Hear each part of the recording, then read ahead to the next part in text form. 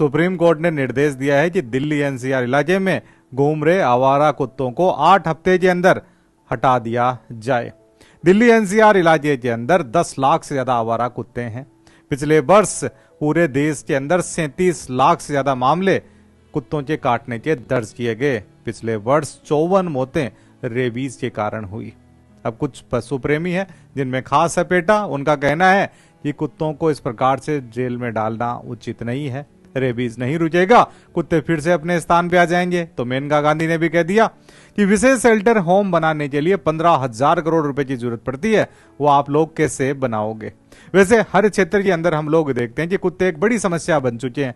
कुत्ते गैंग्स के रूप में ऑपरेट करते हैं। 10-15 कुत्तों का झुंड बना लेते हैं, फिर वो रात को जब भी किसी अकेले व्यक्ति को, बच्चे को देखते हैं तो उस पर अटैक कर देते हैं।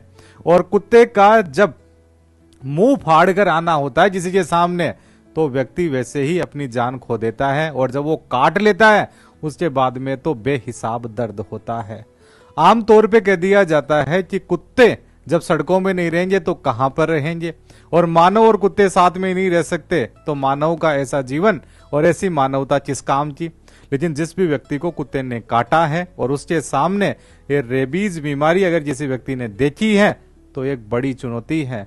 रेबीज के अंदर व्यक्ति तड़प तड़प के मरता है, और सही समय पे अगर ध्यान नहीं दिया जाए तो जितनी दर्दनाक मौत रेबीज में होती है किसी में भी नहीं होती है। गांव के अंदर हम लोग देखते हैं कि कुत्ते गैंग बना लेते हैं, उसके बाद में किसी बकरी के बाड़े पर, भेड़ के बाड़े पर अटैक करते हैं।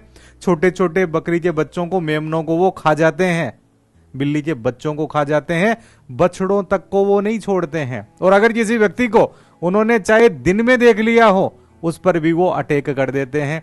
और आमतौर पर कभी ना कभी हम में से हर किसी ने इन कुत्तों से सामना किया ही होगा।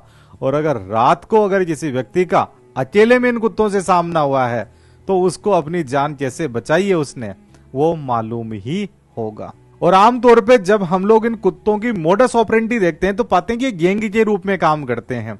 और जब कोई मानव भी गैंग बना लेता है तो उसको गैंगस्टर का दर्जा दे दिया जाता है, और उसको एलिमिनेट करने के लिए बाकायदा पुलिस के द्वारा विशेष अभियान चलाए जाते हैं, एनकाउंटर किए जाते हैं। तो ये तो ठहरे कुत्ते जो मानव की बस्ती में आके मानव पर ही अटैक कर रहे हैं। और माननीय न्यायपालिका ने आम व्यक्ति के भाव को पहचानना, शाम को गली में घूमने वाले उस युवा के, उस बच्चे के, उस बुजुर्ग के भाव को समझा।